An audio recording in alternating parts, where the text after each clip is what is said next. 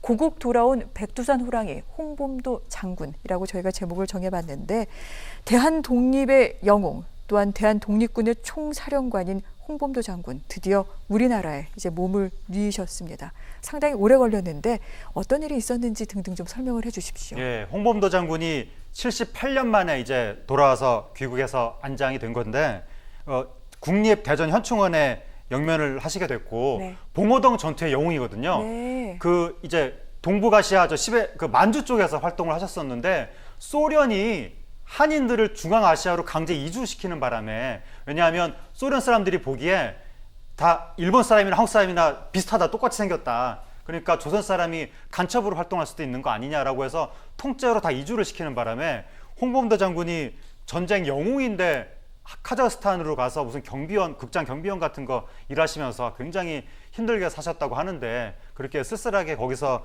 이제 그 생을 다하셨는데 너무나 네. 오랜 시간 만에 결국 고국에서 우리나라에서 이번에 카자흐스탄하고 계속해서 협상을 해가지고 마침내 이제 귀국 이제 국내로 모셔왔고 유해를 이번에 그 현충원에 모시면서 네. 우리나라 흙하고 카자흐스탄의 흙을 같이 뿌려서 고인의 넋을 위로했고 그리고 카자흐스탄 대통령이 카자흐 한인에 대한 존경의 뜻을 표한다고 그렇게 얘기하기도 했습니다. 네.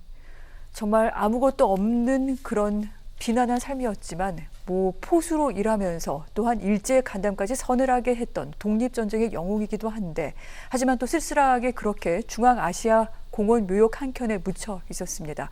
우리가 모셔오려고 노력은 많이 했습니다만 상당히 오랜 시간이 걸렸는데 그 부분 왜 그런지 좀 궁금해하시는 분들도 많으세요. 우리가 모셔오려고 시도한 지가 30년이 지났거든요. 네. 그런데도 모셔오지 못한 이유가 일단 북한에서도 자기들도 모셔가겠다고 네. 라고 하면서 그 평양으로 모셔야 된다고 했는데 아무래도 북한이 그동안 냉전 시기에 동구권 블록으로 소련이랑 가까웠었고 네. 중앙아시아도 소련이었었기 때문에 북한의 입김이 크게 작용을 했던 것 같고 그리고 두 번째는 카자흐스탄의 한인들이 고려인들이 홍범도 장군은 우리의 정신적 지주인데 이분을 모셔가게 할 수 없다라고 반대를 해서 그것도 이제 상당히 좀 걸림돌이 됐었는데 2019년에 우리나라 대통령이 카자흐스탄 대통령하고 정상회담을 하면서 네. 여러 가지로 이제 얘기를 해가지고 합의를 한 거죠. 그리고 카자흐스탄 고려인들도 설득을 하고 그래서 마침내 돌아오게 된 것인데 네. 그런데 홍범도 장군의